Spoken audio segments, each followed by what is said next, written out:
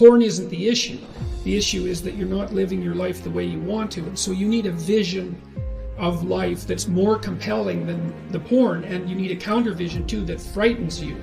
No one ever quits anything. They replace it with something better. You need a replacement. So I would say, if you want to stop engaging in a self-destructive, impulsive, and juvenile habit, whatever it is, make a plan. So you're ashamed of yourself for some reason. That's why your conscience is calling at you. You know you're taking the easy way out. Okay, what are you being called to?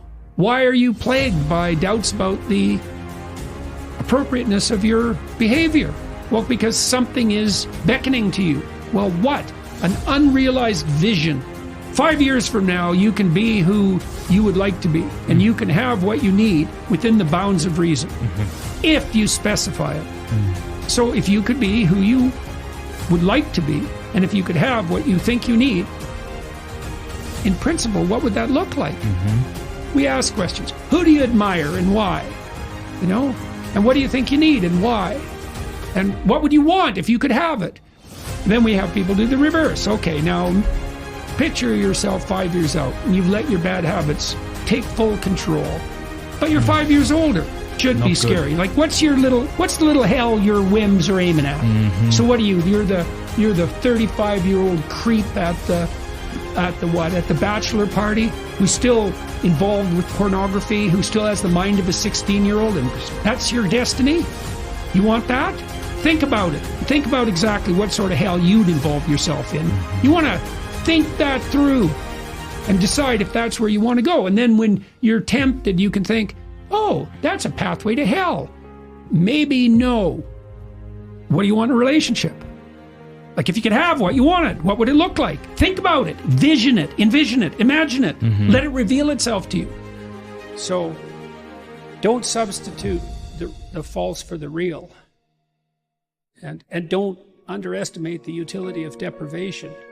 You know, what do we need to drive us forward to have the adventure of our life? You know, well, some deprivation, that's for sure. That heightens desire and drive, and maybe you need that. You're afraid to approach a woman. Well, you remove part of your drive with pornography, and so now you don't have that sexual urge to overcome that anxiety, and so you stay timid for your entire life. You know, maybe not, but maybe.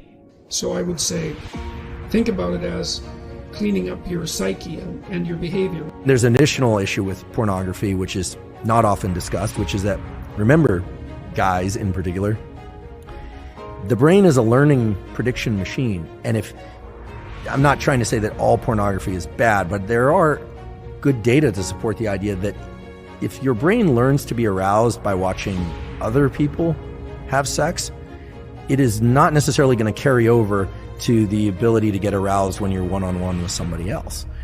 But the idea here is that, you know, I'm not saying pornography as a stimulus is bad or good. What I'm saying is, it, in its availability and its extreme forms, it's a very potent stimulus, and very potent stimuli of any kind, extremely palatable food, extreme pornography, those set a threshold for dopamine release. And Anna will tell you that, and I'm sure she did, that the higher the dopamine peak, the bigger the drop afterwards. And it's not that you drop to baseline, you drop below baseline.